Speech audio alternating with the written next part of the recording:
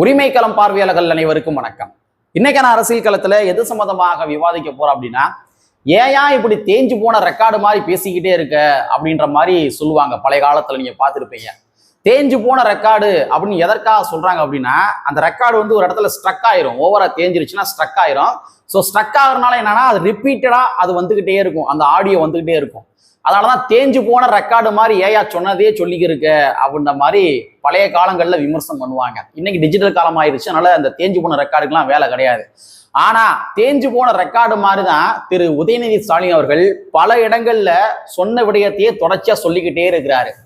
அது மட்டும் இல்லாம அவருடைய உள் நோக்கங்கள் என்னவென்று பார்த்தால், அண்ணன் திருமாவர்களை எப்படியாச்சும் கடுமையா வந்து விமர்சனம் பண்ணணும், அண்ணன் திருமாவர்களை எப்படியாச்சும் மக்கள் மன்றத்துல இழிவாக சித்தரிக்கணும். இதுதான் உதயநிதி ஸ்டாலின் அவருடைய முக்கியமான நோக்கமாக இருந்து கொண்டிருந்தது. ஆனா அவருடைய ஸ்பீச், உதயநிதி ஸ்டாலின் அவருடைய ஸ்பீச்சுக்கு சட்டமன்றத்துல தக்க பதிலடியை கொடுத்திருக்கின்றார் தமிழக வெற்றிக் கழகத்தினுடைய தலைவரும் நம்ம தமிழ்நாட்டினுடைய முதலமைச்சருமான திரு ஜோசப் விஜய் அவர்கள். எத்தனை பேர் இதை நோட் பண்ணீங்க அப்படின்றது தெரியல, சரிங்களா? சோ அந்த மேட்ரு என்ன, அதற்கு பின்னாடி அரசியல் என்ன, உதயநிதி ஸ்டாலின் அவர்களுக்கு விஜய் அவர்கள் கொடுத்த தக்க பதிலடி என்ன அப்படின்றத இந்த காணொலியில கொஞ்சம் டீட்டெயிலா பார்த்துடலாம். நண்பர் அனைவருக்கும் இளம்பெரு வழுதியின் இனிய வணக்கம். நாங்க இப்படி வந்து பார்த்துட்டோம், இனி ஜென்மத்துக்கும் எங்களால குனிய முடியாது, அதனால நாங்க சண்டை போட போறோம். ஒண்ணும் கிடையாது மக்களே. நம்ம உதயநிதி ஸ்டாலின் அவர்கள் இருக்கார் இல்லையா, அவர் சமீப காலமாகவே இந்த தேஞ்சு போன ரெக்கார்டு மாதிரி தொடர்ச்சியாக போற இடங்கள் எல்லா இடங்கள்லுமே ஒரு ஒப்பாரியை வச்சுக்கிட்டே தான் இருக்கிறாரு. அதாவது என்ன அப்படின்னா, sofa model, sofa model, sofa model, sofa model. தமிழ்நாட்டில் நடக்கிறது சோஃபா மாடல். நாங்க தான் இங்க இருக்கிற கூட்டணி கட்சிக்காரங்க எல்லாத்தையுமே போய் நீங்க ஆதரவு கொடுங்க அப்படின்ற மாதிரி அனுப்பி வச்சோம். ஆனா பாருங்க, அவங்க அங்க போய் அதிகாரத்துல பங்கு வாங்கிட்டாங்க, ஏன் வவுறு எரியுது அப்படின்ற மாதிரிதான் தொடர்ச்சியாக நம்ம உதயநிதி ஸ்டாலின் அவர்கள் தேஞ்சு போன ரெக்கார்டு மாதிரி எல்லா இடங்கள்லுமே இந்த ஒப்பாரியை வச்சுக்கிட்டே இருந்தாரு. நான் என்ன நினைக்கிறேன் அப்படின்னா, இது எல்லாத்தையுமே நம்ம விஜய் அவர்கள் நோட் பண்ணிப்பார் நினைக்கிறேன். நோட் பண்ணிட்டு ஒட்டுமொத்தமா சட்டமன்றத்துல நேத்து வச்சு குஜிலி மஸ்து பண்ணி விட்டாரு. யார? நம்ம உதயநிதி ஸ்டாலின் அவர்களை குஜிலி மஸ்து பண்ணி விட்டாரு. குறிப்பாக அண்ணன் திருமாவர்கள் மீதான ஒரு விமர்சனம் இருக்கு இல்லையா, அந்த விமர்சனத்திற்கு தாவேகாவுடைய தலைவர் திரு விஜய் அவர்கள் தக்க பதிலடியை வழங்கி இருக்கின்றார். அது ஒண்ணும் கிடையாதுங்க. அதாவது என்னன்னா, நம்ம உதயநிதி ஸ்டாலின் அவர்கள் தொடர்ச்சியா என்ன பண்றாரு, இதே விஷயத்த சொல்லிக்கிட்டே இருக்காரு. அதாவது நாங்க தான் அனுப்பி வச்சோம், சோஃபா மாடல் சொல்லிக்கிட்டே இருக்காரு இல்லையா. அதுக்கு நேற்றைய தினத்தை விஜய் அவர்கள் பேசுறாரு. அது என்ன சோஃபா மாடலு, அது என்ன சோஃபா மாடலு, இந்த சோஃபா விற்கிறது, பர்னிச்சர் விற்கிறது, சேர் விற்கிறது, இது எல்லாத்தையுமே சட்டமன்றத்துக்கு வெளியில போய் வச்சுக்கிறணும், சட்டமன்றத்துக்குள்ள மக்களுடைய பிரச்சனையை பேசுங்க அப்படின்ற மாதிரி ஒரு தக்க பதிலடியை கொடுத்திருக்கிறாரு நம்ம தமிழ்நாட்டுடைய முதலமைச்சர் திரு ஜோசப் விஜய் அவர்கள். அது மட்டும் கிடையாதுங்க. நீங்க என்ன சொன்னீங்க, இந்த மாதிரி கூட்டணி கட்சிக்காரங்களை வந்து நாங்க தான் அனுப்பி வச்சோம் சொல்றீங்களே, நீங்க அனுப்பி வச்ச கட்சிகளுக்கு நான் அதிகாரத்துல பங்கு கொடுத்தா உங்களுக்கு ஏன் சார் கதறீங்க? நீங்க கதறீங்க. அப்ப நீங்க ஒரு கதறல் முன்னேற்ற கழகம் அப்படின்ற மாதிரி சொல்லாம சொல்லிவிட்டார் திரு ஜோசப் விஜய் அவர்கள். இதைத்தான் சொன்னேன், தக்க பதிலடி கொடுத்திருக்காரு. தொடர்ச்சியாக உதயநிதி ஸ்டாலின் அவர்கள் போற இடங்கள் எல்லா இடங்களிலுமே இது போட்டு நரேட்டிவை உருவாக்கிக்கிட்டே இருந்தாரு. பேரு மட்டும் சொல்ல மாட்டாரு, அண்ணன் திருமாவளுடைய பேரை சொல்ல மாட்டாரு, கம்யூனிஸ்ட் கட்சியுடைய பேரை சொல்ல மாட்டாரு, காங்கிரஸ் கட்சியுடைய பேரை சொல்ல மாட்டாரு. ஆனா நாங்க அனுப்பி வச்சோம், அங்க போய் சில கட்சிகள் அமைச்சர்கள் பங்கு வாங்கிட்டாங்க அப்படின்ற மாதிரி கதறிட்டே இருந்தார் இல்லையா. அந்த கதறலுக்கு தான் நேற்றைய தினத்துல சட்டமன்றத்துல திரு ஜோசப் விஜய் அவர்கள் தக்க பதிலடியை வழங்கி இருக்கின்றார். மக்களே, நமக்கு மிகப்பெரிய ஒரு டவுட் இதுதான் தொடர்ச்சியா இருந்துகிட்டே இருந்துச்சு. நீங்க தான் அனுப்பி வச்சேன்னு சொல்றீங்க, ஆனா ஆக்சுவலா நீங்க அனுப்பி வைக்கல. இங்க இருக்கிற கூட்டணி கட்சிகள் உங்கள்கிட்ட வந்து சொன்னது என்பது இன்ஃபர்மேஷன், பெர்மிஷன் கிடையாது. பெர்மிஷன் கேட்டு வரல. விடுதலை சிறுத்தை கட்சியோ, கம்யூனிஸ்ட் கட்சியோ, இன்னொரு கம்யூனிஸ்ட் கட்சியோ, இவங்க எல்லாமே உங்கள்கிட்ட வந்து சொன்னது என்பது இன்ஃபர்மேஷன். நாங்க வந்து தமிழக வெற்றிக் கழகத்துக்கு ஆதரவு கொடுப்பதாக இருக்கிறோம். காரணம் என்னன்னு பார்த்தோம்னா, நாங்க ஆதரவு தரல அப்படின்னா கண்டிப்பா நம்ம ஊர்ல தமிழ்நாட்டுக்குள்ள சாதியவாதி கட்சிகள் வந்துருவாங்க, இல்லாட்டி வந்து பிஜேபி என்ன பண்ணுவாங்க, அதை டேக் ஓவர் பண்ணிக்கிடுவாங்க தமிழ்நாட்டை. அப்ப நேரடியாவே நம்ம இங்க இருக்கிற தமிழ்நாட பாஜக கொடுத்தது மாதிரி ஆயிரும். அதனால நாங்க போய் என்ன பண்ண போறோம்னா தாவேகா ஆதரவு தெரிவிக்க போறோம் அப்படின்ற மாதிரி திமுக இந்த கட்சிகள் சொன்னது என்பது இன்ஃபர்மேஷன், பெர்மிஷன் கேட்டு வரல. அப்ப இன்ஃபர்மேஷன் சொல்லிட்டு போறாங்க உங்கள்கிட்ட, அவங்க போறாங்க. அப்ப போனவங்கள சரி போயிட்டு வாங்க நீங்களும் சொல்றீங்க. அப்ப அவ்வாறு போன கட்சிகள் அதிகாரத்துல பங்கு வாங்கினாங்க அப்படின்னா உங்களுக்கு ஏன் சார் எரியுது? இதைத்தான் நம்ம ஆரம்பத்துல இருந்து கேட்டுக்கிட்டே இருக்கிறோம். எப்படி பார்த்தாலுமே தாவேகா ஆட்சி அமைக்க போறாங்க. அப்ப ஆட்சி அமைக்க போறாங்க அப்படின்னா அடுத்த 5 வருடத்துக்குமே தாவேகா இருக்க போறாங்க. விசிகா, கம்யூனிஸ்டுகள் இவங்களுடைய ஆதரவோட அவங்க ஆட்சி அமைக்க போறாங்க.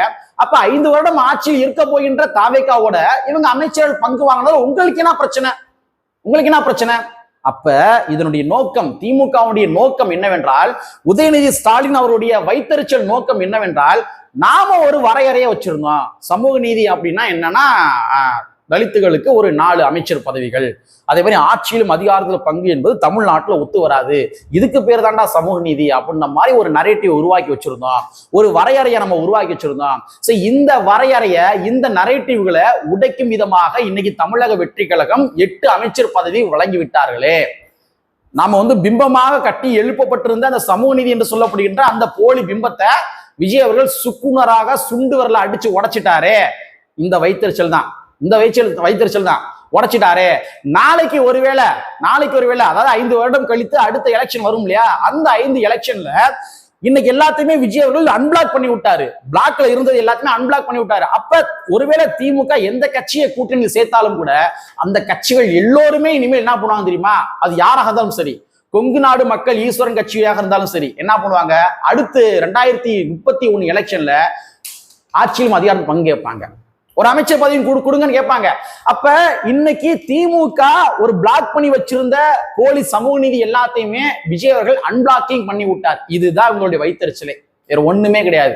இதான் உங்களுடைய வைத்தறிச்சலே. நீங்க இப்ப என்னன்னா, தமிழக வெற்றி கழகம் அமைச்சர்கள் பங்கு கொடுத்திருக்கிறாங்க அப்படின்னா இதை நீங்க ஆரம்பத்துல செஞ்சிருக்கணும். திமுக ஆரம்பத்துல செஞ்சிருக்கணும். ஆரம்பத்துல என்ன பண்ணிருக்கோம்னா, வாயா நான் சமூக நீதி சிந்தனை கொண்ட ஒரு கட்சி, நான் இங்க இருக்கிற கூட்டணி கட்சிகள் எல்லாத்துக்குமே நான் அமைச்சர்கள் பங்கு கொடுக்குறேன், இந்த மாதிரி செஞ்சிருக்கணுமா வேணாமா? ஒண்ணும் கிடையாதுங்க. பீகார்ல எலெக்ஷனுங்க இப்ப சமீபத்தில் நடந்துச்சு, 2024 எலெக்ஷன் நடந்துச்சு. அந்த பீகார்ல நடைபெற்ற அந்த எலெக்ஷன்ல சிராக் பாஸ்வான் அவங்க இருக்காரு இல்லையா, சிராக் பாஸ்வானுக்கு 28 சீட்டுகள் வழங்குறாங்க பிஜேபி காரங்க. 28 சீட்டுகள் பிஜேபி கூட்டணியில சிராக் பாஸ்வான் அவர்களுக்கு 28 சீட்டுகள். சோ ஒரு சனாதனத்தை தூக்கி பிடிக்கின்ற ஒரு கட்சி சிராக் பாஸ்வான் அவர்களுக்கு 28 சீட்டை வழங்குறாங்க அப்படின்னா, தமிழ்நாட்டுல சாதி ஒழிப்பை பேசுகின்ற கட்சி, பெரியாரியம் பேசுகின்ற கட்சி, சனாதனத்தை எதிர்க்கின்ற ஒரு கட்சி இந்த திராவிட முன்னேற்ற கழகம் என்ன பண்ணிருக்கணும்? விடுதலை சிறுத்தை கட்சிக்கு குறைந்தபட்சம் ஒரு 20 சீட்டாச்சும் வழங்கியிருக்க வேண்டாமா? அப்ப வெறும் 8 சீட்டை மட்டும் நீங்க கொடுத்துட்டு நான் சமூக நீதி பேசுறேன் அப்படின்னா மக்கள் எப்படி ஏத்துக்குருவாங்க? சோ திமுக தோல்விக்கு முக்கியமான காரணமே இதுதான். சோ இந்த மாதிரி பல விடயங்களை உள்ளடக்கிய ஒரு பதில் தான் தமிழக வெற்றி கழகத்தினுடைய தலைவரும் நம் தமிழ்நாட்டுடைய முதலமைச்சர் திரு ஜோசப் விஜய் அவருடைய ஒரு பதில். இதான் காரணம்.